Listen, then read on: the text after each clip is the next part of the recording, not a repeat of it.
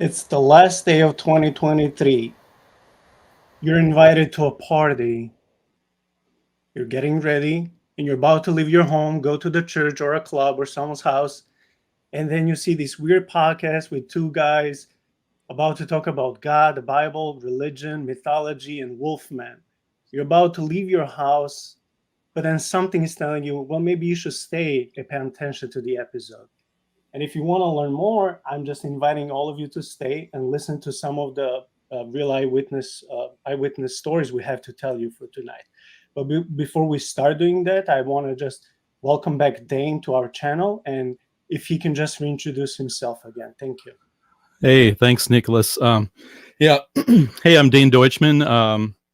I'm just a seminary student, IT guy, interested in all these topics that Nicholas is putting together here about the paranormal. And uh, we ran into each other on a Mike Heiser Divine Council group, which is talking about uh, some spiritual matters with regard to biblical studies. And so yeah, and I'm actually live on Twitter here as well. So if you're on Twitter and you want to check out the Nicola's podcast, it's Myths, Mysteries, and Majesty on YouTube. And otherwise, yeah, thanks for having me on. Awesome. Thank you. Tonight we're going back to the author, Linda S. Godfrey. She has written a plethora of very interesting books. I'm just inviting you to support her, buy some of her work, and check it yourself. I'm gonna post the link of the Amazon link of the book that we'll be going to read from tonight, Dain and me. And we are starting with chapter 3, which is about the Wolfman. And the first subchapter in the Wolfman story is called the Lycan Pedigree. So we'll be doing the same thing that we started doing a few weeks ago. We'll be reading and commenting, right? Okay, so the story goes like this. The werewolf was well known in antiquity, and the Greeks and Romans seemed especially fascinated with the concept of a human canine blend. The Roman poet Ovid, which is fine, I have a compilation of his book of stories, born in 43 BC, told the story of the evil king Lycan, whom god Zeus or Jupiter transformed into a wolf after the king sneakily served him into human flesh at a banquet. Man, talking about the revenge, right? Lycan's name eventually morphed into the word lycanthropy or lycanthropy. Today, the term means any condition of werewolfism, from a psychological disorder that causes the afflicted to believe they have turned into wolves, to actual human to wolf transformation that some people believe is possible through magic, spirit helpers, astral body doubles, or other extra mundane means. The idea of the human and animal mashup predates even the Greeks and Romans, however, as far back as 6500 BC, an ancient settlement in the area of the present day Turkey called, okay, you have to be graceful with me, it's called Çatalhöyük, featured wall paintings of priests costumed as vultures. Within 3,500 years of the founding of that Turkish settlement, the ancient Egyptians had begun to portray their deities with the heads of animals such as the jackal god Anubis, mentioned later in this book. Okay, let's take a short break. Wow, Dane, I do didn't you know that find about this? the Catal Çatalhöyük. Why does that Mhm. sound like Cthulhu and Oh, look that's like Cthulhu? interesting. Yeah, but I was just about to make that reference, not with Cthulhu necessarily, but do you see how from different mythologies and people groups and civilizations they had similar stories, yet they were separated by long distances? Uh, Yeah, it always fascinates me when we see stories not of this sort, any stories like let's go with the flood, or let's go with the giants, or let's see with the yeah, wolf, with the winged lions, and any type of different weird stories or creatures. Whenever I yeah, see stories being repeated into different ancient civilizations who never were in touch with each other, it always tells me like, well, there could be something more than just mere legend. So I just wanted to ask you, for you as a seminary biblical and theology student, would you agree with this? Yeah, I totally agree with that. And, I kind of put that in basically two categories. Well, first of all, if they didn't have access to, if the cultures did not have access to each other, then you have to ask yourself, how did they come up with similar ideas? And then after that, it makes me think, well, there's something spiritual behind it that's common. So some of these spirits and entities can have personalities per se, and one can recognize the personalities come through in the different cultures, as well as even in interacting with them. Like if you're a demonologist or something, and you're in deliverance work, you can actually recognize a common personality across different names and things like that. But one interesting thing I was reading the other day was, so I was reading about H.P. Lovecraft and the story of his just his life. And there's this book, The Cult of the Alien Gods, and we've talked about that book before.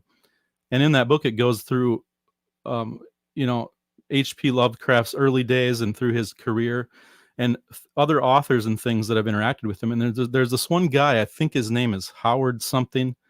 I can't remember his name just off the top of my head, but there was an author around, I think this was around the 1930s, and H.P. Lovecraft supposedly didn't know anything about this guy. And as you know, H.P. Lovecraft, you may or may not know, people may or may not know, he came up with a Cthulhu, um, god or character in his books. And it's spelled, how's it spelled, Nicola? Cthulu. Okay. Mm. And so, anyways, he got a hold of this guy, or he found something, the story this guy had written. Let's call him Howard. I could be getting the name wrong. And he came up with a mythology almost identical to um, H.P. Lovecraft. But the name of one of his monsters was something like Cthulhu, spelled with a K and a little bit different.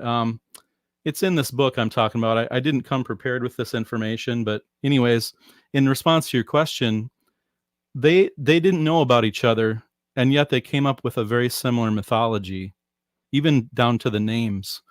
And so this makes me think, well, maybe there's just something about living in the same time period, given, the history of the world and the various literary works that existed before us and everything that we're exposed to in our same culture.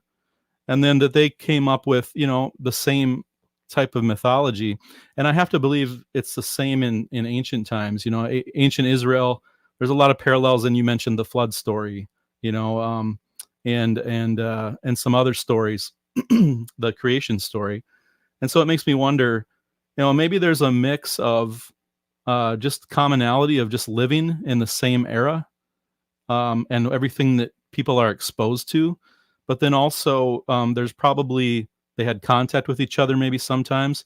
But on top of all that, it makes me think maybe there's a common spiritual force kind of behind that. And then through the ages, because if we can identify personalities in these different gods that have different names and different cultures, but the same personality traits, it starts to make me wonder, is this a spiritual thing, behind the scenes? Yeah, thank you for that. By the way, I just want to correct myself. When I said that it's spelled with ULU, it's ULHU. So it's Mm-hmm. CTHULHU, Cthulhu. Okay. Yeah, and what Yeah. is fascinating, because I bumped into the book, which I mean, but the audience doesn't know, Necronomicon from 1980, and I was like, I'm not dealing with this because it's the whole book is very satanic and with spells, but I wanted to read the introduction because it gave me a lot of information, even if some is false, but at least when it comes from their own camp, satanic, they were like saying how Lovecraft's material was connected with Aleister Crowley's, with Sumerian Mm, mythology, mm, and it was basically all this combo of everything. It's not a mere horror like maybe, let's say, Stephen King does. This was an occultic horror, And I Mm, was just reading in their introduction how they were breaking down some very old ancient Sumerian words, how they had something like Cthulhu, differently spelled, but very very similar, and it was a mm, deity. It was a cosmic mm, evil deity, and I was like, dang it! So Lovecraft did not invent this god, mm-hmm. God with small g, right?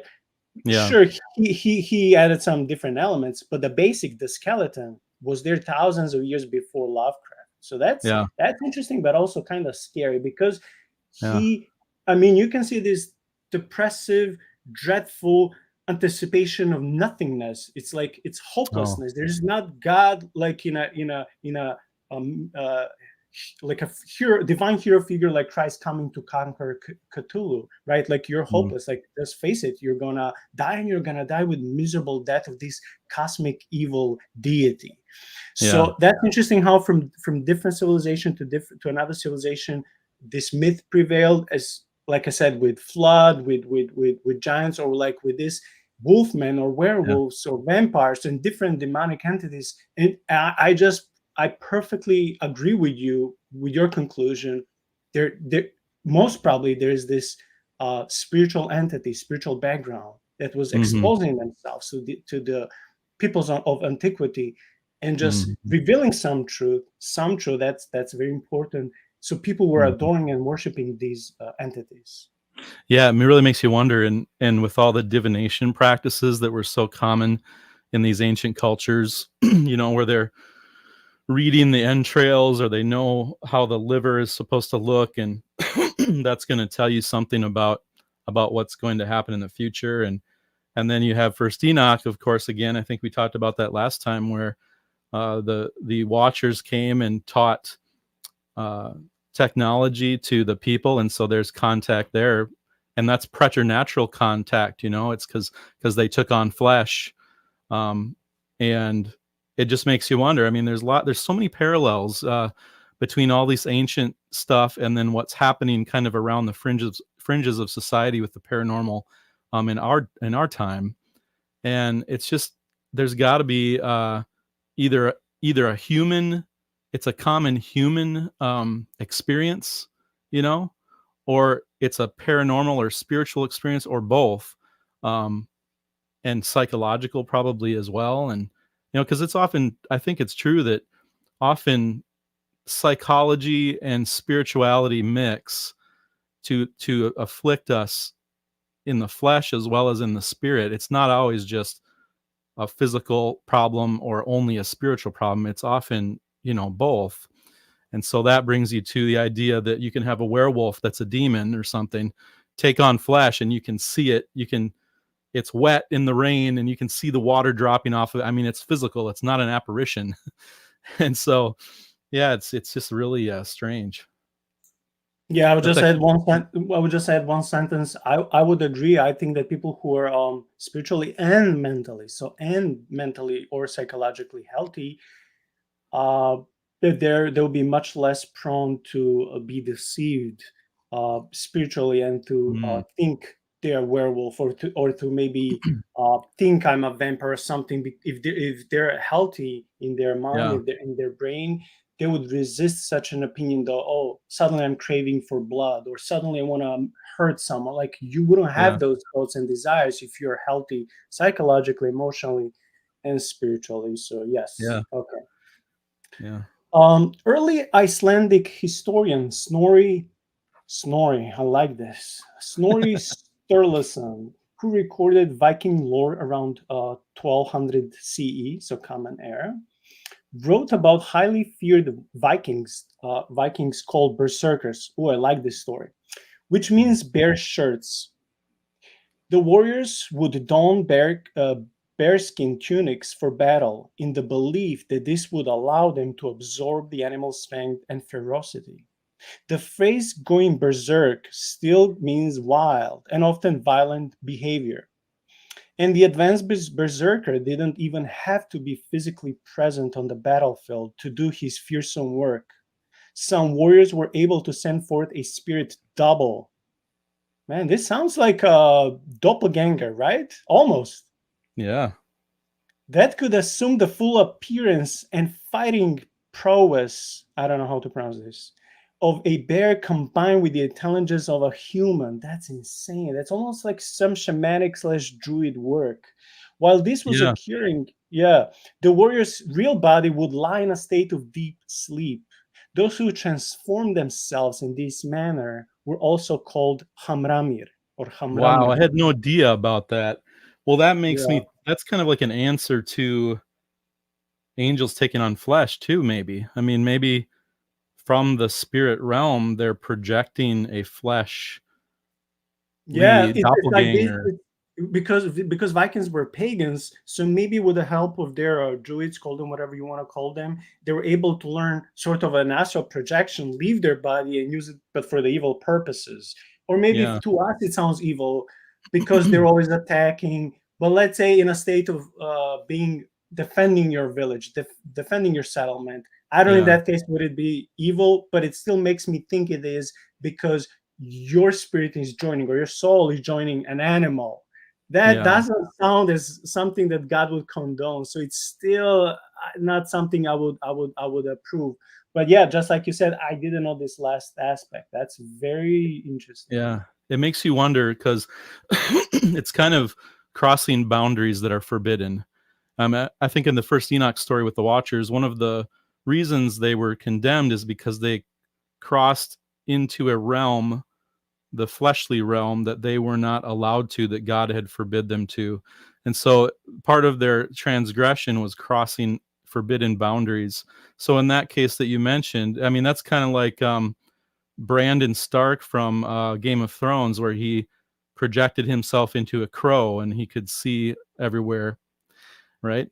And that also reminds me of I just watched this documentary on Prime. It's called Third Eye Spies. Have you seen that? Dude, you No? have to watch this. It's about the so it's kind of like from Stranger Things, where Elle would project her thoughts and could see things going on around the world for a spy agency. They actually did that in the 70s and 80s with psychics. And the whole documentary is they're talking to the scientists that ran the program. And a lot of this stuff now is declassed because it was in the 70s. So they can talk about it. And it's about how all these the remote viewers could see like a key in a box in a military installation in Russia from the United States. And both sides were doing this. Russia was doing this, and the United States were doing this during the Cold War. And they were using their psychic powers to do remote viewing or spying. And I was just thinking, it's like, well, okay, so if they can do that and that's real, and you think about there's people who can like bend spoons with their mind and stuff, right? I mean, maybe not bend spoons, but maybe moves. Like there are people that can do kinetic, they can move things.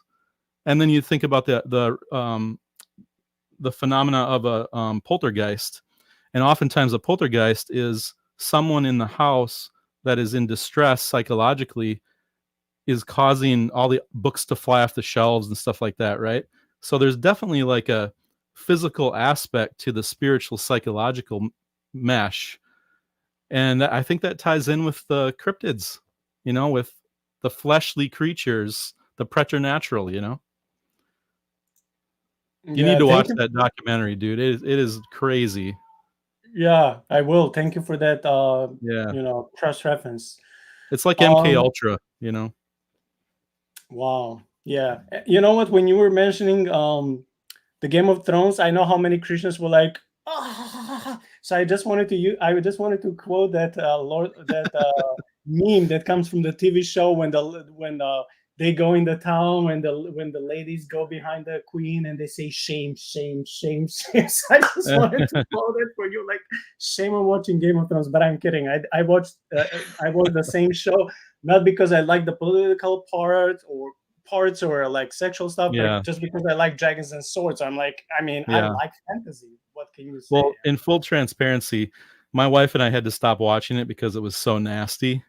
I mean, the Yeah, nasty parts were just unnecessary. They yeah, could have done that whole thing without all the nudity and all the extreme violence. But so I actually had to stop watching it because I feel like the spirit was convicting me that it was getting too nasty. But then I went back years later and finished it off and just fast forwarded through the nasty parts. And Mm, that's kind of like, I think, and we were talking about this the other day, I think, or maybe you were talking about with Doug about how different people are spiritually sensitive in different ways yeah, to different things. And it can bother you at even, I think, at a different time in your life than maybe when you're stronger later in life with your spirituality. Maybe it's easier to just look at and be like, okay, I'm going to skip past that. That's bad. And it doesn't bother you or it doesn't convict you in the same way because it's not affecting you. I don't know. But yeah, no, I'm with you. Game of Thrones was nasty sometimes. It was bad. yeah. In one story from old Danish sagas, the Viking warrior Bothvar had done this very thing during a battle for the Danish king Hrolf, and lay fast asleep in a safe place as his bare double tore the enemy's soldiers limb from limb. King Hrolf was unaware of the man's berserker's abilities and woke him up, thinking he was just sleeping on the job. That caused Bothvar's bear double to disappear, and without the bear's horrific battle presence, their enemies were able to rally. I love that Sabine, story. yeah, yeah, It's a and good one. honestly, to me, it doesn't look fake. It doesn't look fake at all. Yeah. Sabine Baring Jould, or something like Bearing that. It's a gold. French name. Okay, yeah. Sabine bearing gold. Yeah. Gould, a researcher and scholar who worked during the 19th century, showed that the Viking warriors also used wolfskins to engender um, battle rage and prowess, and that the word varg means wolf, and also became associated with those that turned into wolves. Okay, so now we have from bears to wolves. Okay, Hmm. she also goes into a great detail on the derivations and exact meanings of these terms. But suffice it to say that Northern Europeans widely believed these supernatural were animals existed. The Swedes, Norwegians, Danes, Finns, and others also entertained many varied superstitions about these creatures. About this, Baring Gould says that it may be accepted as an axiom that no superstition of general acceptance is destitute of a foundation of truth. To Hmm. her, that foundation of truth consisted of the psychological disorder of lycanthropy. He believed that eyewitnesses mistook the furious fits and madness displayed by its sufferers for magic. Hmm. Okay, that's interesting. Other authors, such as respected British researchers Jeanette and Colleen Board, suggested that the concept of the werewolf and most other unexplainable phenomena is based on actual observation of supernatural energy of one kind or another. Well, yeah, I Hmm. would partially agree. There is supernatural energy, but who is wielding Hmm. the supernatural energy? It's not just flying in the sky and you somehow, uh, I don't know, obtain it and you wield it. It has to be given to you by someone who is more powerful than you. In the Hmm. same way, Hmm. we receive Holy Spirit, who is much more powerful than us. And the way Hmm. we are able to resist the devil, the way we are able to do spiritual warfare, the way we pray or worship of anything is through that Spirit. So He's the one that gives Hmm. us powers and abilities. Okay, Hmm. I'm almost done with my part. Okay. The explanation most widely accepted today for the historic popularity of werewolves in Europe, however, is rooted in the fact that real wolves were once a rampant threat all over Europe. That's funny because my people think that they descended from wolves. I mean, that's one of the stories. Oh Like wow. I don't know how that happened to be the first belief, but we have such a complex pantheon and mythology. But yeah, Wow. wolves are like important. Wolves and oak trees, they're very important in our ancient lore of Serbian and in general Eastern European myth. Very Yeah. important, oak Oh, tree that'd and be wolf. interesting to do an episode on that sometime. I'd Yeah, love to hear about that. if I find someone who's well versed with these things, and we can find a Hmm. scholarly book or something like that, yes. That'd be Uh, cool. Wolves were very common across the continent before the 20th century, and indeed more and more turned to eating domesticated animals and perhaps the occasional human as Europe's growing agricultural needs wiped out the predator's habitat. The poster canine for this dangerous meeting of people and wildlife is the notorious beast of Gévaudan or something like that, right? Hmm. Okay, I'm gonna so go with that pronunciation, Gévaudan. Gévaudan. yeah, I claim it. You can use it. I don't know French, so all right. The Beast of Gévaudan, France's mysterious marauder. The aptly named and still mysterious wild beast of Gévaudan is one of the most sensational cases of alleged killer creatures known to human history. It has been studied and portrayed in countless articles, books, and TV shows. I've never heard of it. Yet there is no absolute proof about its true nature. I must note that this creature's grisly rap sheet, more than 100 deaths are attributed to it, is absolutely unlike the comparatively gentle beast of Bray Road and similar upright canines that have tallied no known human deaths. And yet the beast of Gévaudan is often mentioned in connection with werewolves. A decade before the American Revolution, in the years 1764 and 1765, the southern portion of France was so terrified of large man-killing predator that one province offered a bounty of 100,000 crowns for its dead body. Although it was depicted in drawings of the day with a wolf-like head, its form was also compared to those of a panther and a hyena. Witnesses said it had huge teeth, red-tinged fur, and a large tail that it used as a weapon. They also claimed it ran with lightning speed and leaped to unbelievable heights. The creature was very cunning and eluded capture, although it emitted a wicked stench and should have made it easy to track. According to historian Montague Summers, now Montague Summers is a great author to read. If anybody isn't aware, he's a good one. And he was, what was he? He was a priest, right? I think he was a Yeah. Catholic priest and a scholar, and he wrote Mhm. some really good stuff. Man, I love So, that he wasn't.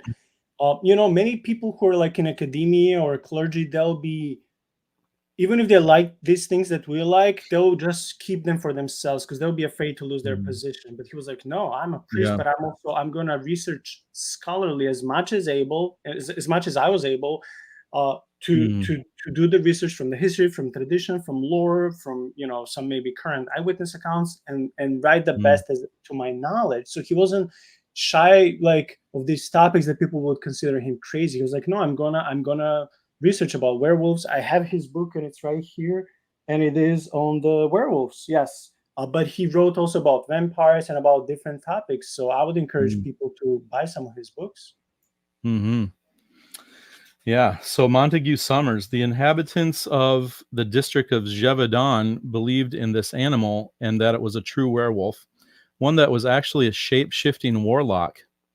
Oh, by the way, we were talking about the berserkers, and now that it mentions shape-shifting warlock, similar to what the Vikings were doing with the berserkers and stuff.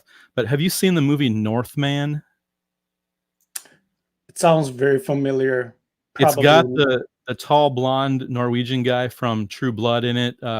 He's been in a few others. Anyways, this movie Northman has I've been told, and it seemed very legit to me, one of the best sort of depictions of Viking berserkers. And so that's another thing too. Northman, you should watch that. That's a really great movie on sort of on this topic. I mean, it's about the Vikings, but it hits on this topic. So, anyways, it was occasionally spied. The beast of Gévaudan was occasionally spied walking upright, but normally ran on all fours and was bold enough to attack in the daytime, usually preferring women and children.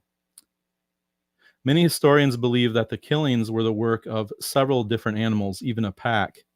2 wolves were in fact shot after legions of wolf hunters and even French cavalry units beat bushes of southern France hunting for them. The shooters' identities are the source of some dispute.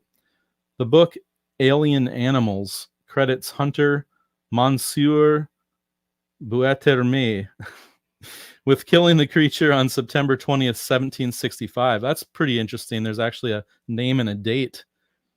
And sending the carcass to be examined by the king's staff at Versailles. Yeah, I just want to say I believe that two movies which both came out about 20 years ago, address this legend of this creature. The one is called the Beast of Javadon, which came out. I'm looking at IMDb.com. It came Hmm. out in 2003. And of course, the more famous version, The Brotherhood of the Wolf, which came out 2 years prior to that, 2001. And I saw that movie when I was young Hmm. adult or late teenager, something like that. And that was a very cool movie, a very mysterious and interesting movie when I was younger. Not scary, but just somewhat mysterious until the final moments. Like, but even then, you Hmm. don't know, was this a human murder or an animal murder or something supernatural. But again, we Hmm. have two movies that depict the same legend, and both came out like 20 years ago. Hmm. Wow. Yeah, that's cool. I'll have to look those up. Um, so this beast that he killed, it had 40 teeth, but otherwise appeared hyena-like. Um, it became evident that the problems were far from solved. However, when the attacks resumed after a few weeks, many more people were savaged by a beast with a description similar to that of the first one, and the hunters again took up their grim chase. The person finally given credit for killing the true beast of Gévaudan was farmer and hunter Jean Chastel, who took part in a posse organized by the Marquise d'Apature on June 19th, 1767. Legend has it that Chastel shot the creature in the heart with a silver bullets he made from a consecrated chalice. Hmm. A large dead wolf was then displayed in the area villages to prove the beast's demise. The killings did stop, but everyone believed the trophy wolf was the real predator. Other theories are still being put forth. For instance, the History Channel's 2009 documentary, The Real Wolfman, suggested that the true culprit was a species of Asian hyena long thought to be extinct. Others have scrutinized the farmer, Jean Chastel, theorizing either that the beast was a hybrid of a wolf and a gigantic Redford hunting mastiff owned by Chastel, or that Chastel was himself the werewolf and shot a real wolf only to stop the hunts before he could be discovered. There are just a few characteristics of the beast of Gévaudan that remind me of the modern man wolf. There is the occasional upright posture, already mentioned, and also an incident or two when people reported the creature staring into houses of the man wolf, staring into houses as the man wolf is wont to do. So there's a man wolf as a designation, I guess. I don't know, like different from dogman or something. I'm not sure. Yeah, they're somehow cousins, I guess. Um, so, the comparison to a hyena is something I have heard in man wolf descriptions, especially when a prominent neck ruff is present. But when it comes to human carnage, I can assure readers that whatever ran amok in France in the 1760s is nothing like the upright canid reported in the late 20th and early 21st centuries in the United States and other countries, since the more modern creature is not known to attack and eat people. Perhaps the beast has evolved. Ooh, I like that last sentence because like tells you nothing. It's like it's all left to interpretation and like this Yeah. spooky like anticipation what can happen next. Okay, this is interesting subtitle. Witches and werewolves on trial. The Beast of Gévaudan panic followed centuries of hysteria over and persecution of alleged witches and werewolves, which were often considered to be one and the same. Okay, this is interesting. So basically, they were, in their mind, magic or the occultic and one transforming into a werewolf were inseparate. So it was deeply connected. And I can say that even though I'm ignorant about this, right? But I can say that for the most part, I can agree with this. Yeah, it What's reminds me, Mhm. sorry, it reminds me of the idea that an American Indian shaman can turn into a wolf man, like the skinwalker idea, kind of similar to that. Yeah, um, when I had a friend, he's an Orthodox Jew. Um, we were talking from a scholarly perspectives of different cryptids, including demons. I mean, demons are not cryptids, so cryptids, comma, demons and stuff like that.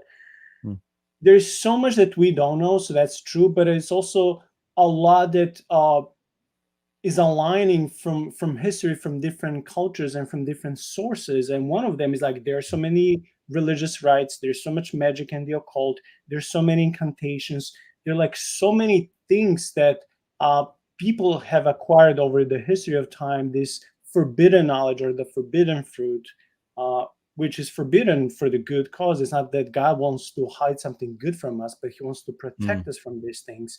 So right. different people have, through their devotion to now be Star Wars thing, Star Wars saying to the dark side, right? Their devotion to the dark Mm, side gave them this forbidden knowledge, maybe mm, something in the same form like we just mentioned Necronomicon recently.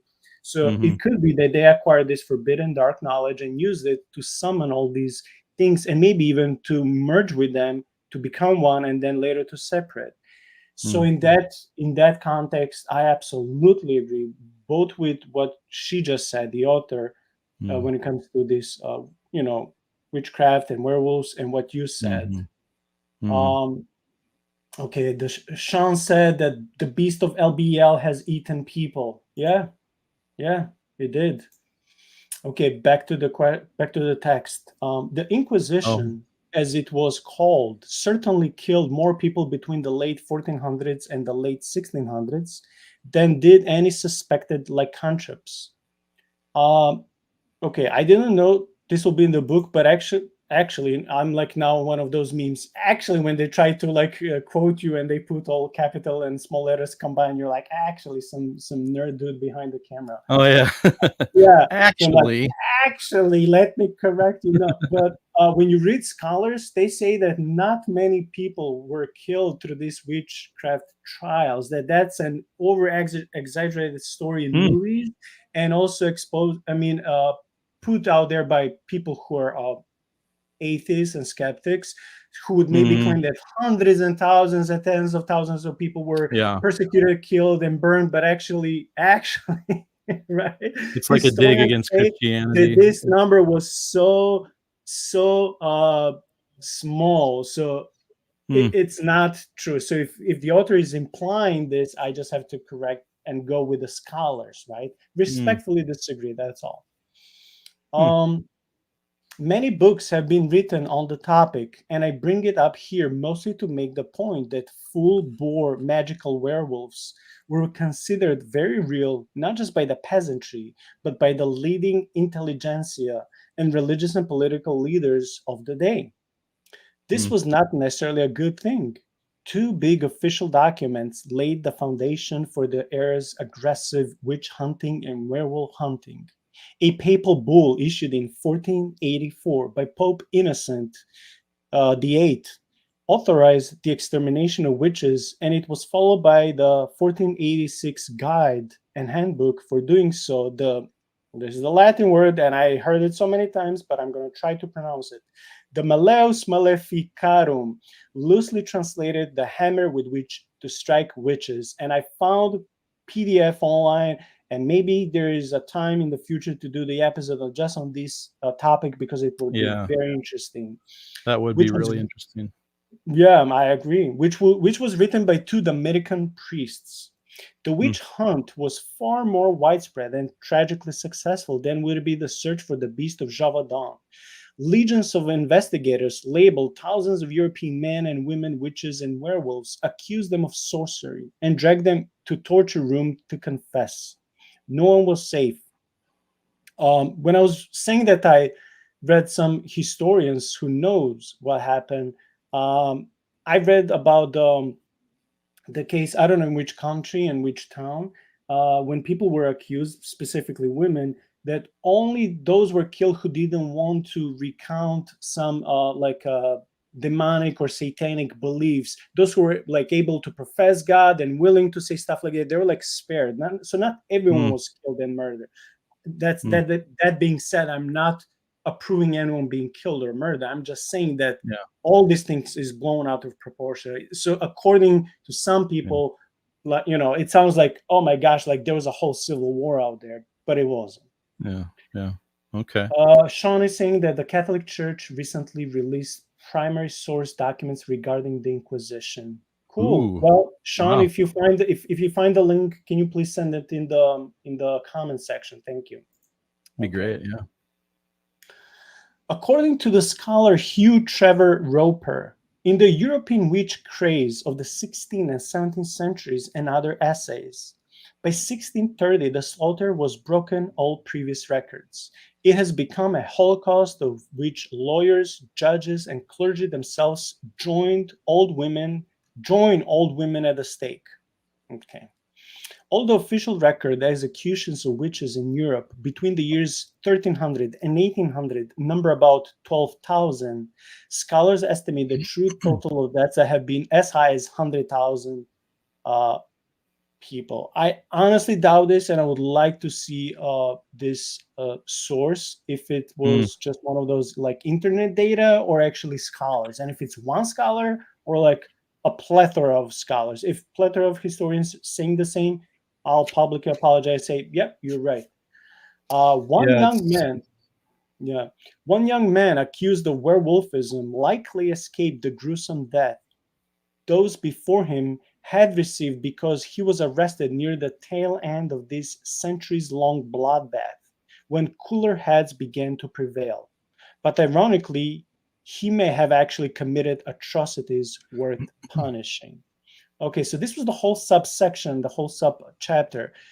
It was more vague, and there was no particular example. I was hoping that she would actually give us some, historical examples of how someone actually turned into a werewolf or a dogman or wolfman through a magical rite. It didn't happen, so I'm slightly disappointed with this little section. Do you want to switch to this next section? Yeah, and before we do, I just looked at that footnote. That's an internet source, estimate of executions, the Hall of Remembrance, summerlands.com. So that's not necessarily that's not a scholarly source Oh, of if it's on information. internet, it So must be true. It must be true if it's on internet, right? on the internet must be true. Yeah, Gotta be. because yeah, It's gotta be. try to use any internet source in your research paper on academia, and you'll flunk the well. You won't flunk, but you'll lose points and get a lower grade. So There was I'm this sorry, not very travel credible. channel. There was this travel channel documentary that was like, I can't tell if it was meant to be a joke or if it was actually they were being serious. But it was about this island up in Alaska, and there was supposedly a Bigfoot up there, and the natives called him Nuntinunk. Have you seen that? So, anyways, I don't think so.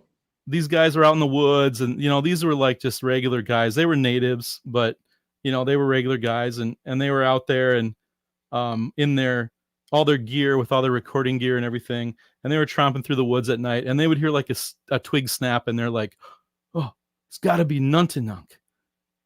And then they were talking, it was like, "It's got to be Nuntinunk. It's just got to be. Look at this tree, the way it's broken. Like only Nuntinunk could have broke this tree like this. It's got to be Nuntinunk." And so I'm like, yeah, it's got to be. I just have to use another meme. I'm sorry. I never do this in any episode, but it's just so funny, and it just comes to my mind. Another meme I remember that once someone used, again, I don't know who, but someone used as an, you know how sometimes when you write papers, you lack, good scholarly articles, and you're trying desperately to come at least to the minimum of what the professor is saying. So he may saying, or she may say, hey, I need 12, 15, 20 scholarly sources. So you may use everything you find, and you're still lacking few. So this person said, well, once it was revealed to me in a dream. It was so funny. That's actually, I know it's funny, but that's actually does not, there's no difference between that, I saw on the internet. Like that's why professors, Yeah. they do not use Wikipedia or YouTube or any other source or blog or forum that's not credible. So yeah, there's a reason why that's forbidden. That's really scraping the bottom of the barrel. Oh, I had a dream. Yeah. That's nuts. So the next one is, am I reading this one? Okay. Yeah, sure. So the next one is also from France. and this is one of my favorite stories of werewolves. So I'll read this section, but then I'd like to go to Baringgold's book and read his account of it, which to me is very creepy and just kind of the stuff of nightmares. So, anyways, Jean Grenier, teen wolf wannabe, Bordeaux, France. A young teenager, his age has been estimated between 12 and 14, who ran away from an impoverished, abusive father, became the sensation of southwestern France in 1603. Jean Grenier claimed that not only was he a werewolf, he had also killed and eaten a number of young women and children in the region. Eyewitnesses to some of the attacks, however, had described a wolf-like animal at the scene rather than a teenage human. Lacking evidence or corroboration, the judge in Grenier's trial was forced to rely heavily on the lad's own testimony. Jean Grenier, who was almost certainly suffering from severe emotional and mental disorders, did not require torture to motivate his confession. He freely admitted to committing horrific murders and described a colorful initiation rite with the devil that gave him the power to become a loup-garou, which is French for werewolf.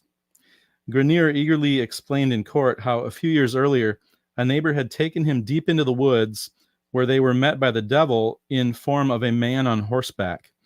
The man's title was Lord of the Forest. Okay, that's just funny. I am Wait, Lord of the was this Forest. Aragorn before he became king? Right? Maybe it was Ranger? Dunedain, a ranger roaming through the woods. So anyways, he scratched his sign upon Grenier with a fingernail and then gave him the magic cape and salve by which he was transformed. We've probably read about this before, but in a lot of these stories, there's an object like a cape or something and a salve or a lotion that's supposedly made with some there's a flower. I forget the name of the flower just now, but there's a certain flower that they would put in there, wolfsbane maybe, and it would make this salve. And supposedly this salve was what they would rub on their bodies to transform into a werewolf. And that's in a lot of werewolf stories. I know about Wolfsbane because it's in many RPG games, and I love fantasy role-playing RPG games. So like Wolfsbane, like I know it from games. Yeah, But yeah. it reminded me when you mentioned this special power. I mean, the cloak with special powers. Remember when Apostle Paul was in prison? He told was it Timothy, bring me the books, the scrolls, and the cape. So I'm like, maybe he wanted to escape the prison, like do the Yeah. Houdini thing. I don't know. Yeah, a little Harry Potter invisibility cape or something. Yeah, who knows? So Grenier also claimed to be the son of a priest when his father was actually known to be Pierre Grenier, a very poor, simple rustic, meaning like a farmer or something. And it was the teen's habit of bragging about his wolfskin cape and a magic salve made of unspecified ingredients that brought him to the attention of the authorities. He had not been able to resist telling one intended victim all about himself before she managed to escape and turn him in, and that's the story I'd like to talk about next. The 13-year-old shepherdess testified that after the red-haired Grenier had boasted of his lycanthropy, she was attacked in a field by a wolf with reddish fur and a stumpy tail. She was able to drive the suspected werewolf away, she said, but it stayed within sight and stared at her. Grenier did not deny this accusation and in fact said that he had murdered several other infants and children who were publicly known to have been killed. Investigators searched for evidence that Grenier had committed these crimes but failed to find anything conclusive. Grenier was convicted nonetheless and sentenced to be hanged to death and then burned. Perhaps because of his age, however, his case was appealed to a higher court where Grenier again confessed to all his evil deeds. This court was more discerning, evidently. Better questioning pointed out glaring inconsistencies within Grenier's stories, causing him to suddenly change them, and a medical exam showed Grenier was physically malnourished. Grenier was declared stupid and idiotic. That's quite a diagnosis. And his exploits were deemed to have been hallucinations. Grenier was finally given the unusual sentence of banishment to the monastery of the Cordeliers in Bordeaux, where monks sequestered him from other human contact. Dain, Imagine being sorry to imagine being a interrupt, monk. but imagine finishing Yeah. your research paper and in concluding paragraph, you're like, well, I disagree with this, I don't know, scholar because he's quote unquote, he's stupid and idiotic. Like you'll be kicked, banned from the school. I'm sorry, like But this you is know, how this is many my of us best have wanted to conclusion. say that, right? Imagine being one of those monks having to watch this kid. And who got that? Probably the newbie, probably the new guy.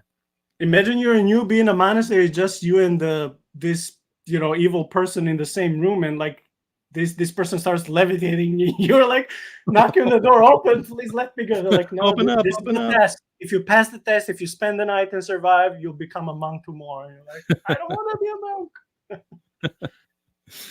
Yeah.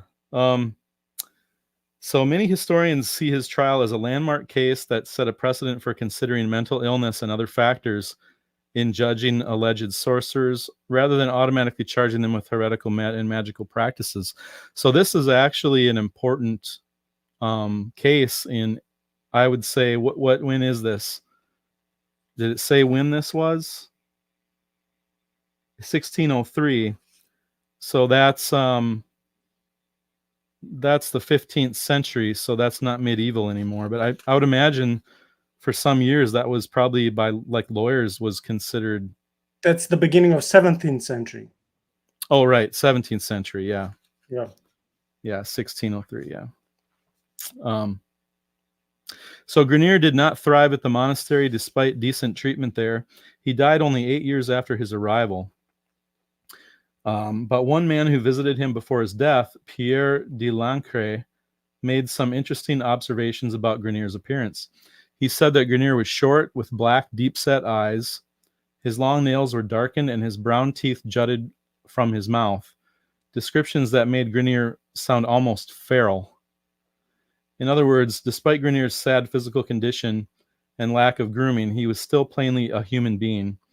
Even though his first accusers were determined to execute him, they could present no evidence that he turned into a wolf or even that he murdered anyone, although it's possible that Grenier was a psychotic serial killer. And while history has branded Jean Grenier as a werewolf, his tale seems unrelated to modern sightings of upright canines. We will have to look elsewhere to explain America's Wolfmen. And so I do have this Baring-Gould's book here. Got a cool cover on it. And so I don't want to read the story from here. I don't think it's too long, but I just like the way. But is it published? I'm sorry. Is it published and or translated by Judd Burton? I believe Judd Burton does have a version. Yeah, he does. Yeah. Yep. Yeah. I think I bought the PDF from him a couple of years ago. Yeah. Yep. Yep. Okay, so Jean Grenier. One fine afternoon in the spring, some village girls were tending their sheep on the sand dunes, which intervene between the vast forests of pine covering the greater portion of the present department of Landes in the south of France, and the sea. The brightness of the sky, the freshness of the air puffing up off the blue twinkling Bay of Biscay, the hum or song of the wind as it made rich music among the pines which stood like green uplifted wave on the east, the beauty of the sandhills speckled with golden cistus or patched with gentian blue, by the low-growing Gramille couchee, the charm of the forest skirts, tinted variously with foliage and cork trees, pines, and acacia. The latter in full bloom. Okay, he goes on to describe everything. I'm just going to skip that.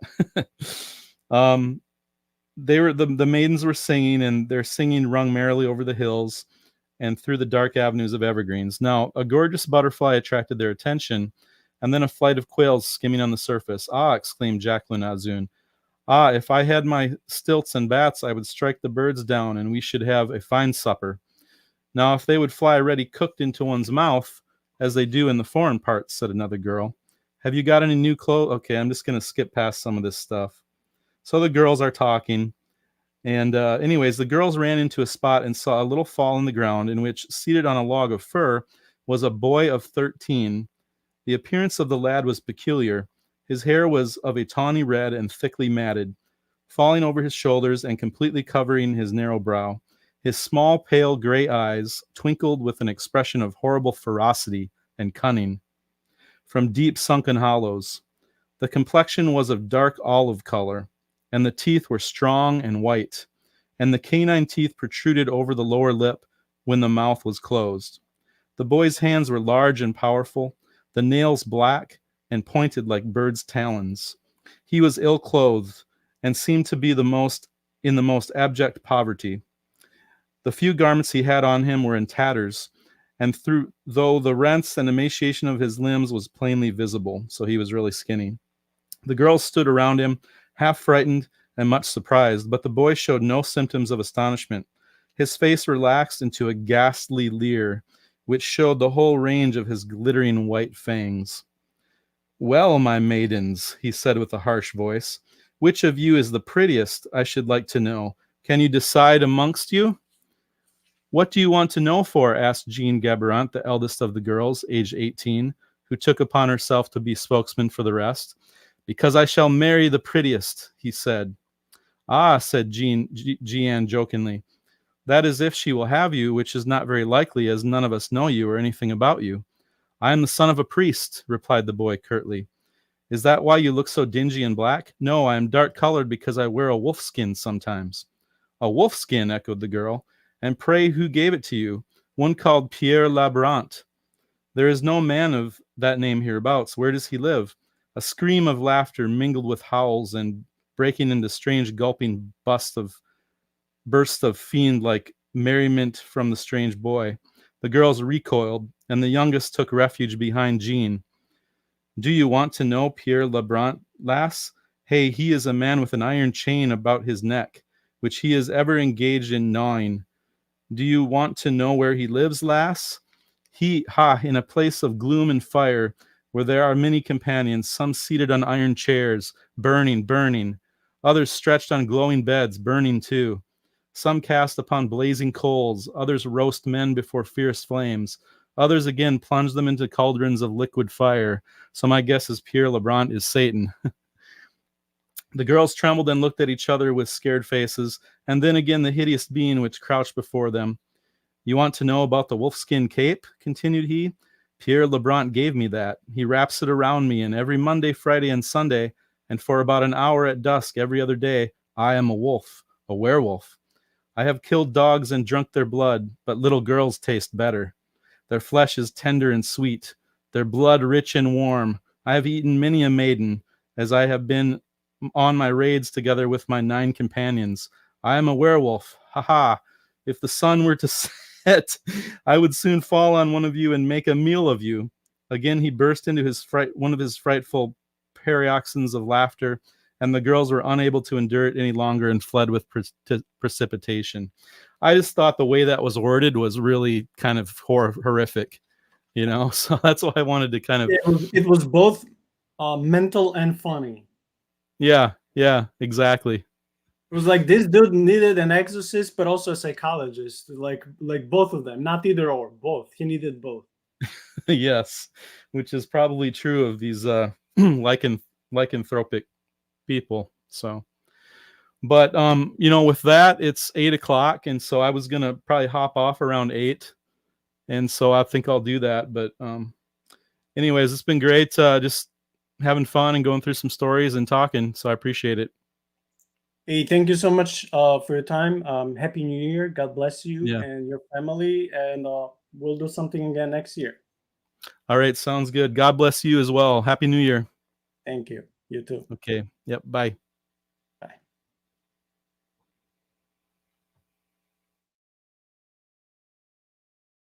You will have to exit from your part. Yeah.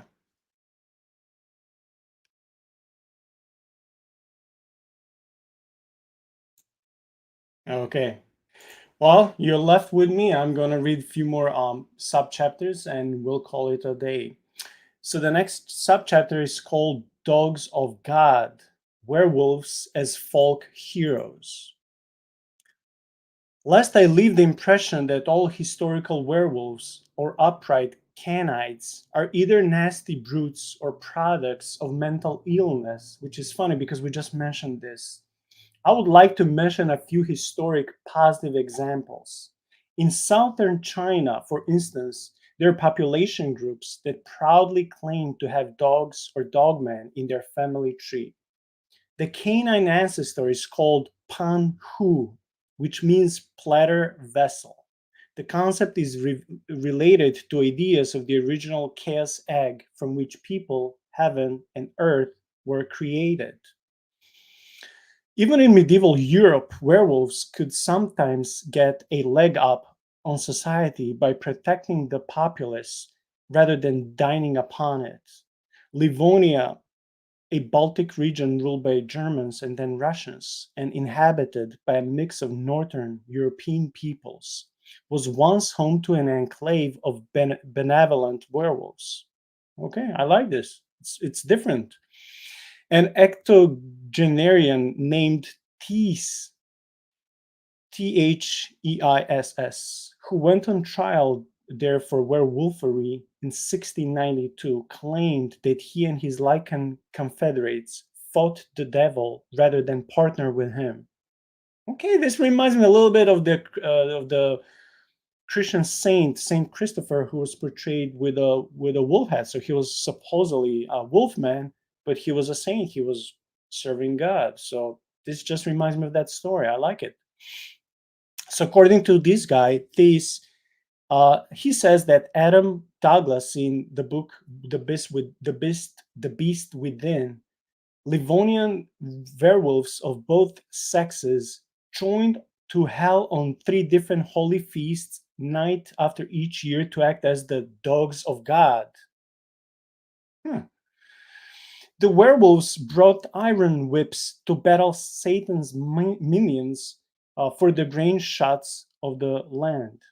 For the grain shoots of the land, I'm sorry. Failure meant starvation for the people of Livonia. Still, other Livonians tried for being werewolves insisted that they transformed only in order to fight witches, thereby distinguishing themselves, as they probably hoped, from the type of sorcery that they might lend them staked to a brush pile for a date with a lit torch. Wow, this is amazing. So we are now transferring from the like so-called good werewolves. So these were people who were able somehow to transform into the image and likeness of animals. We don't know if they're how long it took them to go back to be normal regular people, but they didn't do it for the evil purposes. They didn't eat anyone. They just joined regular normal people to fight the devil, supposedly, and they were called the dogs of God. Again, this reminds me so much of the story of the Saint Christopher. You can just Google and read his story. Very, very interesting, even though we don't know that much about Saint Christopher. And honestly, we don't know how much is true and how much is just a legend, but it's still super cool. Okay. Unfortunately, this was a very short subchapter. We're now going to a different story called Transatlantic Lichens. Although the indigenous people of the New World had their own canine human traditions, European versions still made it across the Atlantic with generations of immigrants. From France came one of the earliest lichen arrivals, the loup-garou, which showed up in the early Great Lakes settlements of Green Bay and Detroit. Detroit, settled by traders, trappers, and French military and Jesuits, was founded in 1701, just 9 years after the Livonian trial of the suspected werewolf Thies. The settlement of Green Bay, Wisconsin, was established even earlier in the 1600s. It's no wonder then that the future state capital of Michigan and the eventual home of the Green Bay Packers were both once rife with rumors that werewolves prowled their Great Lake shores. Okay, this just brings me to some modern day stories of paranormal encounters that people are experiencing when they're hiking or camping or something. So I see another similarity. Some typical, if fanciful, tales of Detroit and Green Bay include uh, First one, a French trader known for cheating on his payments for furs was beset one night by a group of Detroit forest witches who had decided to punish the scoundrel. A werewolf joined the fray and jumped on the trader's back, causing the trader's rosary to drop to the ground. Man, this reminds me again of the one of the RPG or fantasy role play games where you can lead not just one character but a group of characters, and you can choose their beastly races to be. So, what if you had like a shaman and then you had a werewolf? This just reminds me of that. The holy beads forced the werewolf to plunge into the ground. Later, a sulfur spring called Belle Fontaine bubbled out of that spot. That's super creepy. Second story is that a werewolf kidnapped a young bride named Archange Simone from her wedding feast. This sparked a fierce wolf hunt. While the groom went mad with grief, his companions managed to at least sever the werewolf's tail before it jumped into a river and was eaten by a catfish. Okay, that doesn't sound very credible. Unless the catfish was side of the whale or whatever swallowed Jonah, I don't buy this. Area tribal people claim to have that tail, and many members of the tribe refuse to eat catfish to this day. Okay. Another story says that early Detroiter Jacques Morand became a werewolf to gain power to snatch away a woman he loved who had entered a convent. He followed her to a shrine to the Virgin Mary at Grosse Pointe one day and made his move as she stood in prayer in front of a beautiful sculpture. But just as he sprang at her, she happened to drop to the floor in worship, and the luckless Morand was turned into a stone statue in mid-leap by the holiness of the Virgin Mary's carved face. Again, I'm suspicious when it comes to this story. It's a cool story, but I don't know. And the last one is in Old Gray Bay, Wisconsin. Many horse barns were believed inhabited by lutins, mischievous elf-like beings, each with a single large eye and wearing a pointed hat. Maybe they just lack some good fashion. Like, we don't know. We can't judge them, right? But according to some old tales, lutins could also assume other shapes, especially horses. The lubin, a derivation of lutin, is a similar creature of Normandy that may appear as a wolf and that haunts churchyards. It should be scared of churchyards, not to haunt them, but whatever. In southern states such as Louisiana, the French derived Cahoon, I hope I'm pronouncing this properly, dialect, so Cahoon dialect turned loup garou to rougarou. Man, this is fascinating. We all know about the rougarou myth slash legend or similar variations, but all still refer to an upright wool-headed creature. I like this, rougarou. It was actually said to skulk around swamps, those liminal waterways that keep popping up as favored habitats of unknown creatures. France was not the only country to export its monsters. So France and some other European countries were exporting their monsters. Well, not my country, so thank you so much. German immigrants came a bit later to the states like Pennsylvania and Wisconsin, but were no better than the French at leaving their hobgoblins behind. One good example is that of the spook wolves of Potter County, Pennsylvania, discussed in chapter 9. Okay, this is chapter 3 or 4, so this comes later. German settlers and an immigrant subset called the Pennsylvania Dutch brought traditions of the werewolf. So it's spelled with W-A-R, werewolf. They also feared the shape-shifting Aufhocker, I don't know, it's a German word, whose name comes from a verb meaning to leap upon, described in Jonathan Maberry's Vampire Universe as a hulking brute that walks on its hind legs, so in its back legs.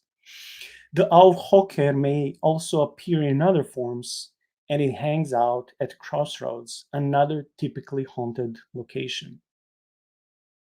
Man, this is interesting because in some Eastern European traditions, evil things, demonic, satanic things happen late at night, so after midnight to until the sunrise at the crossroads. Many satanic rituals were performed at the crossroads. Why? I don't know, but this is interesting.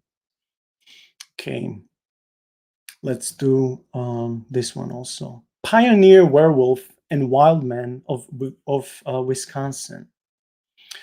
Wisconsin had its own settler area, alleged werewolf, the werewolf of Springfield Corners, discussed in The Beast of Bray Road. According to historian Charles E. Brown, the alleged werewolf earned his living as an itinerant dance instructor. Okay, this is hysterical. I'm sorry. The alleged werewolf earned his living as an itinerant dance instructor. So by the daytime, he was a dancer, and by the nighttime, he was a werewolf. There has to be a movie made by this story. I'm sorry, but it has to be. Well, please make it not horror, but a comedy movie. I'm sorry, but it has to be that way. His name was Gross, which means big in German. Sometime before 1848, Herr Gross had come to settle in Springfield Corners, a few miles northwest of Madison, and was boarding with a farmer who lived on Sauk Road. Springfield Corners lies on a crossroads at the intersection of what is now a State Highway 12 and County Road P, between a couple of small lakes and the Waunakee Marsh. At the time of Herr Gross, the little community believed that a werewolf lurked on its fringes.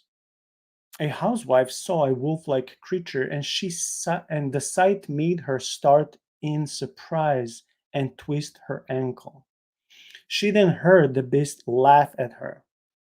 Maybe this was a were hyena, right? Not a werewolf. Maybe it was a were hyena because it was laughing at her, right?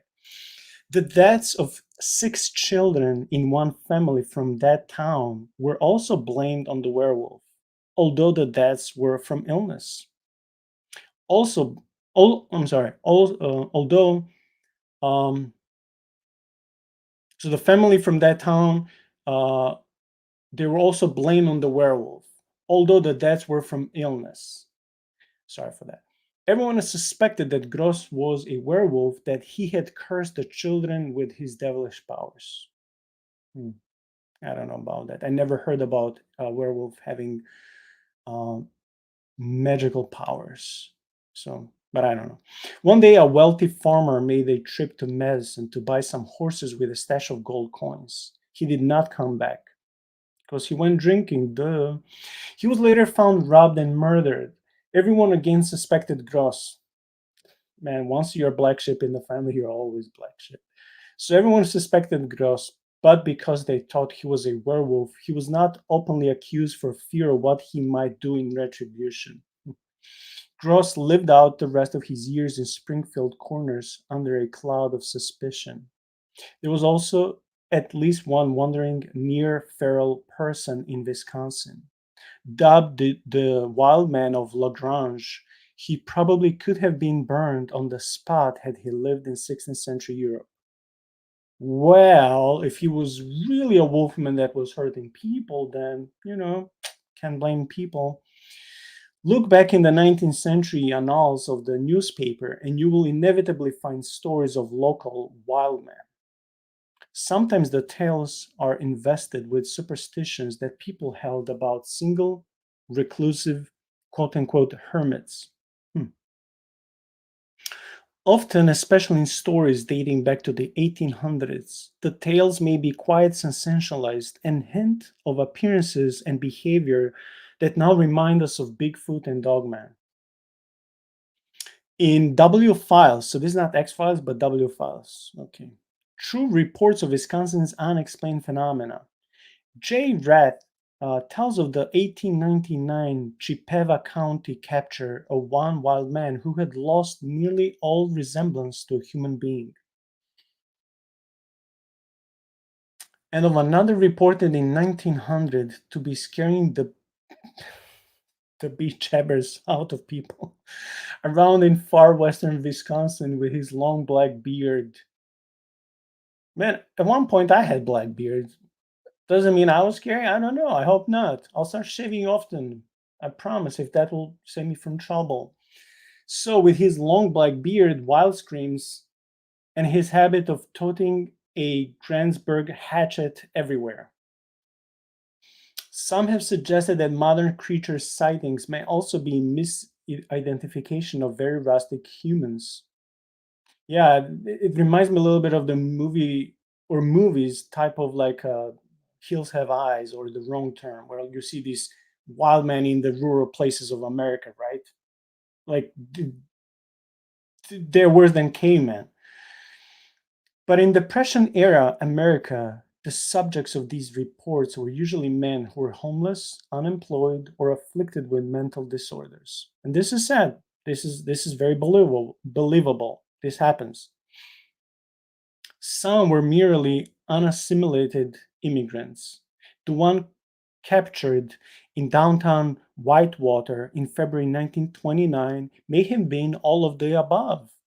The Whitewater Register article published February 14 under the headline Lagrange Wildman captured by Thayer said, periodically for several years, a mysterious stranger has made his home in the rough country north of Lagrange. He was a wild-looking individual, short, stocky, bewhiskered, unkempt, furtive, and with no visible means of support. He lived in straw stacks and fill barns, and occasionally came to the Lauderdale store. I don't know, I can't pronounce this, for food. Anyway, he came to a store for supplies. Naturally, his wild appearance when he was seeing gay women and children affright. This actually and honestly makes me sad because this could have been very misunderstood uh, for just someone who was like we just read. He was a stranger. He was a foreigner. Maybe he didn't know the language. He didn't have family. He was just fighting to survive. And because he was not groomed well, he was a homeless. He was outside. Um, he looked weird to people, and they were scared of him. But this doesn't sound like someone who wanted to hurt people. Yeah, Sean, I'm sorry I didn't see your comment when I made about the catfish. He said they were huge, capitalized huge catfish who supposedly swallowed the werewolf from the previous story. Yeah, maybe. Lagrange has been the location of many sightings of both Bigfoot and man-wolf from the 1960s on. It lies on the edge of the Cattle Moraine State Forest, and its corner store still survives to serve the many hikers and bikers who come to explore Cattle Moraine's recreational trails. I can say that I know the community well since I happen to live quite near it. And in 1929, Lagrange had its own constable, and yes, had its own constable, Bill Thayer, who decided the wild man had become a scary nuisance that shouldn't be hunted down. I don't like that. That doesn't seem fair. It just seems as a abandoned, uh, ungroomed, homeless person who was from another country. The intrepid Thayer began to lie in wait of the Lagrange store. One day he somehow nabbed the scruffy fellow and took him to the county jail in Elkhorn, which had a steady stream of vagrants in 1929. The register noted that the bedraggled man was covered in quote unquote varied artifacts to keep from freezing to death, and then speculated that he might be Russian. All he needed was a blanket and a soup, not to be tortured or imprisoned. I found no further mention of that wild man, but it did occur to me that it was only 7 years later and about 20 miles away that Mark Shackelman saw the enigmatic beast atop the burial mound of St. Coletta Institute just outside Jefferson. Might Shackelman might have actually seen the hairy wild man in the darkness and misidentified him? I would say possibly. I'm not saying this was the same person, but it could be. I mean, this is well known. Just forget about religion or paranormal stuff. We know this from psychology that we are afraid of the things that we don't know. So if something is unknown to us, we tend to be. I'm not saying like you're trembling in fear, but you're staying away from that because it's unknown. You want to protect yourself. So in that way, people are overprotected sometimes because we don't know something. So according to the author, Linda S. Godfrey, who wrote this book, that would explain the creature's ability to utter the word of Gadara. Gadara, I don't know what is this. So let's find out.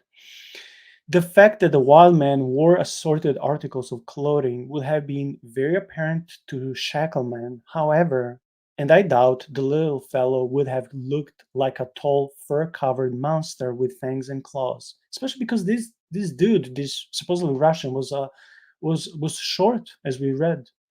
So I don't think this was the same like shape-shifting person at all. Doesn't look psychologically, physically, spiritually, doesn't look at all. So according to the author again, she doesn't think it was the same person, full covered monster with fangs and claws, even in the dramatic illumination given by the flashlight at night. I also tried looking up phonetic variations of Gadara in Russian dictionary, just in case the word meant something like brother, can you spare a dime? But with no results.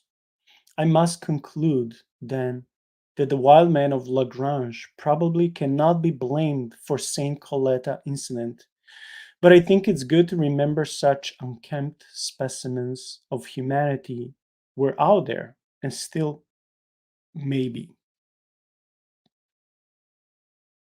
Okay, that was my last story for tonight, but I just have to give the last comment. This is sad. There is nothing supernatural in this story except a homeless person who wanted to be alone, who just needed help and love of his fellow neighbors. And again, forget about religion or supernatural stories. He was, because of his look, right? There was no one to take care of him. He looks so different than us, and people have turned him into a monster. And a so-called self-proclaimed hero back in that day wanted to capture him, and he did put him to jail just because he looked different, and so that he would appease to the people of his town and his age. And that's sad. That's sad. It reminds me, I'm not a political person, but it just reminds me of people who, for political points and gains, they do all sorts of things just to be applauded. And that's sad. That's sad. And I hope we can learn something from this last story. That is not always well, I hope we'll learn from all these stories tonight that not everything we see that is mysterious, um, that it must be demonic. It could be a result of psychological um, condition of someone. They may not be involved in occultic or anything supernatural. They could be just people who need the therapy and, to be helped and held in a mental institution, at least for the time period until they're helped. So not everything that is weird, not everything that is mysterious is demonic. I also hope that we see in this story, like this poor foreigner. I hope, because I was a foreigner once in the States, so I hope we also learn that not every foreigner who is asking for help, that we don't always see them as, you know, as evil or, you know, maybe you don't belong here just because they're different than us. So there is some biblical message to this, especially this last point, to love your neighbor. That doesn't mean you can always take them home or buy them food or whatever, but you don't have to hate them. You don't have to kick them out. You don't have to call police if you see someone who is coming from a different country and just asking for help. we can be kind. And sometimes being kind to someone is not just talking to them or hugging them or helping them and praying for them. Sometimes also smiling and leaving them alone instead of bothering them. um, I really enjoyed this time with all of you, especially with Dain. I'm thankful that he sacrificed 1 hour from his family because I know he had plans with them for tonight. So I want to say thank you. Okay, see, he also sent a message. He said, "Thanks for having me on. Happy New Year." And that's my message for all of you. This was our last episode for 2023. We made about 160 videos. 41 of those were long episodes like this one. We got almost 350 subscribers for less than a year and 9.5 months. And I wanted to spend this time with you guys doing something I love. I don't believe that every story. Thank you, Alberto. Happy New Year. God bless you, buddy. You too, Alberto. You too, and your family. Thank you. I just wanted to spend the last day of this year doing something I love, doing, with sharing this with you guys. I know that holidays can be difficult for some people. I'm here by myself. I know that some people go through loneliness and depression in holidays. I don't, because I was never big on holidays. So if this is one of your refugee places where you can spend time on holidays and weekends instead of feeling lonely and having those bad thoughts, I'm happy that any portion and section of my time and of this channel can contribute to maybe your well-being or to be more interested to buying and reading books, pursuing God, learning not to be afraid from all these mysterious things, not to put them all in the demonic category. So in all these different shapes and forms, I hope that this channel is trying to challenge you, to encourage you, and to help you push towards the last aim of the channel, which is majesty and which is Christ. Thank you, Sean. You too. Thank you. Yes, next year. He knows I hate this. Yes, I hate when people tell me a week before the year ends, they tell me, "Oh, I'll see you next week," which means next. I mean, they say, "I'll see you next year," which means next week. And I hate it because it's usually a childish joke. So people tell me that now intentionally to provoke me. But of course, I don't take it as anything bad. It's just funny. Yeah, see you next year. And Sean, make sure you start come more often on the podcast. But yeah, I just want to say like we did some progress this year. It was a year of ups and downs. It was a year. He's laughing. It was a year of me finding out recently that my dad has a lung cancer, and I would appreciate if anyone. It doesn't matter if you know me or not. Praise for my dad. Also, I've been dealing with some health issues and might need a surgery in a few months. So I would also ask for prayers for myself, but more importantly for my dad, for his soul and body. So yeah, it's been a year very challenging for the channel, very challenging for myself. I graduated. I've been trying to get into either pastoral or chaplaincy job. Also trying not to be discouraged by my dad's condition. Um, Many times help on the channel with different people, but many times carrying the burden by myself. And this is not me pitying myself. I'm just saying, but I wanted to, in a good way, spoil my audience. I wanted to know that hey, you can count on me unless like I'm dying. You can count that every weekend there'll be a new episode. So I wanted to keep that, and until God forbid, unless I something bad again, God forbid, happens to my dad, or if I promptly need a surgery, whatever happens. So in those cases, I'll have to take a break for a while. But otherwise, you can count that every week we'll prepare something for you. Um, so yeah, my message for the next year would be all of you to keep seeking God, knowing that it's not your good deeds, it's not your perfection that pleases God, it's your obedience and seeking Him. Right? He promised that those who seek Him with whole heart will find Him, and that is true for all of us. Um, I also want to encourage you that it's fine if you have questions. It's fine if you have doubts. That doesn't mean you're failing God. That doesn't mean that other Christians in your church are better than you. That doesn't mean that absolutely. Unless you have questions, you will never grow. Unless you have questions, you will never learn so many things. I'm not better. I'm not smarter than anyone. But what I like about myself is that I have this curious mind. I would always want to read more, learn more, and listen from others who know more than me so I can learn more. right? Because from all this knowledge, I can understand reality better. I can understand the supernatural world better. I can fight the opposite side, the evil side, better. And I can instruct and help, hopefully, one day more people, especially the church with a capital C, so the global church, with all the material we are producing. And I hope all of you know that whenever I have a guest, whenever we read a book, whenever we read an article, whenever we analyze a video, I hope you all know and that you already assume in your healthy logical thinking that not every, I don't agree with everyone. I don't agree with every guest. I don't agree with every quotation. I don't agree with every book. But it's still good to assess with all these different topics, with all these different scholars, with all these different clergymen, and to understand how different types of people, different professions, different scholars are coming with different conclusions. We don't have to agree with them, but we can kindly dialogue with them and talk with them so we can learn more. Even if we disagree, we can learn from the other side. I hope this channel has been a blessing to you in this 2023. I still didn't find a guest and didn't plan for the next weekend what will be, but you can count that something will happen even if I have to come by myself. I hope and pray that God blesses all of you. I hope that you um, become more godly, but also more intellectual, that you start spending more money on books and, you just use your mind to glorify God as instructed and given in the command, as a command in the Bible by God for you, for me.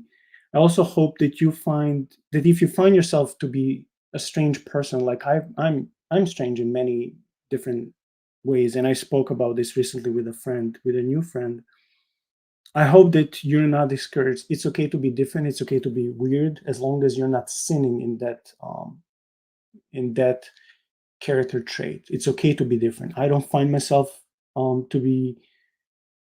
I don't see myself to be the same like my family members or even my extended family members. I don't see myself to be the same as my church friends. I don't see myself at all. But that's okay. We're called to love them. We are called to be kind to them. We are called to, but we're also called not to copy and imitate people. We're called to imitate the Lord and follow Him. So if He made you to be different, that's fine. If you're made to be a dork or you know, a lover of theology like I am or supernatural parts, it's okay as long as you're not sinning. You don't have to be like everyone else. And if you decide to spend your holidays in a certain way, if you decide to subscribe to different channels, if you decide to spend from your savings on your own education, it's perfectly fine. You don't have to copy others what they are doing. Okay, so this comes, I'm not a pastor, but this comes a little bit from that pastoral part, that little pastoral part from me. The same way as when I felt bad for that supposedly Russian immigrant. So I need more kindness to show to people. So I don't want to be a hypocrite. And I hope God changes me in different ways. In next year, I also hope God heals and saves my dad in both physical and spiritual way. And I hope all of you who are watching this, that you're, and I don't know in which way, but that you're somehow encouraged in 2024. I'm not even talking about finding a new job, finding a spouse, getting healed. I'm talking about things that we tend to forget, but they are very important. Our theological, mental, psychological, emotional formation, maturity, um, enjoying in hobbies and things that you love that may not be very well respected or cherished by people around you. But again, that's fine. That's fine. You're not called to be like them. Uh, any comment, any email, anytime when you want to contribute to the channel, I really appreciate it. That makes me happy. Doing podcasts, doing YouTube doesn't make me comfortable, but I tend to be the most of myself when I spend time with you guys on Sunday nights. I'm happier than when I'm sometimes out with my friends, way happier than I'm, I don't know, working, way happier than if I want to exercise and work out. Because if I do those things, I hate them, but I'm doing for my well-being. But I'm here whenever I do any episode, I'm to the fullest point being myself. And I appreciate because the channel is growing and I get, moral support and prayers, and I appreciate, because I have this privilege to share who I am, even though very imperfect to all of you. So I love you guys. I would I'll be very thankful. It doesn't cost you anything. It takes 5 seconds max of your time. If you would subscribe to the channel and start sharing more videos, longer and shorter. I'm the one who's cutting those short videos, naming them and sharing them every day.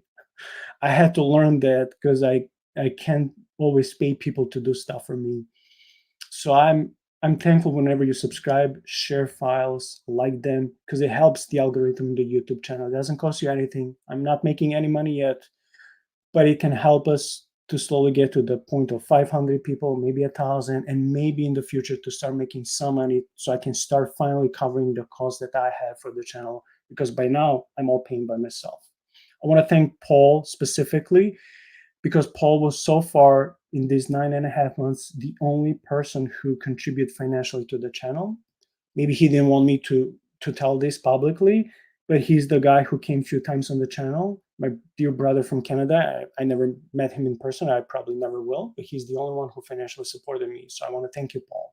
May God bless you and your family. But yeah, guys, any like, any prayer, any encouragement, any financial contribution is cherished, and it's really a blessing to me.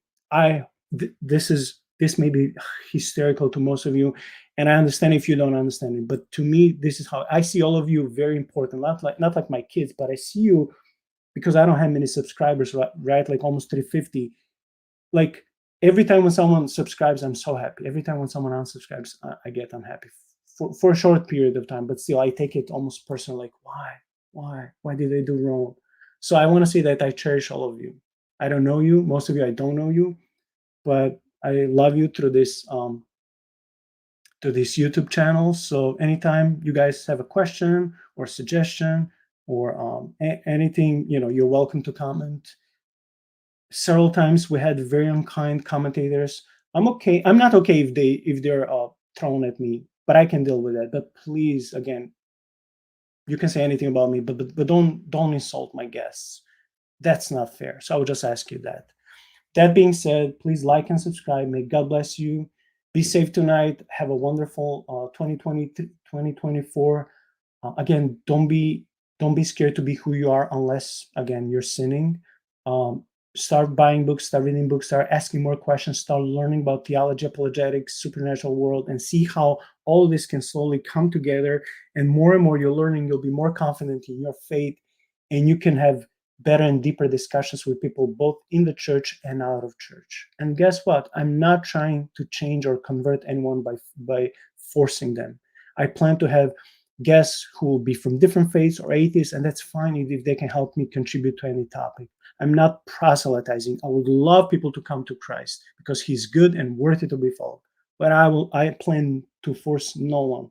I do the same with people I work with my family members, or on YouTube. But I hope this channel has been a blessing to you. So I will see you hopefully next Sunday. May God bless you. Be encouraged. Subscribe, share, like, and all those things. God bless you. Love you, and see you. And please keep my dad in prayers. Thank you.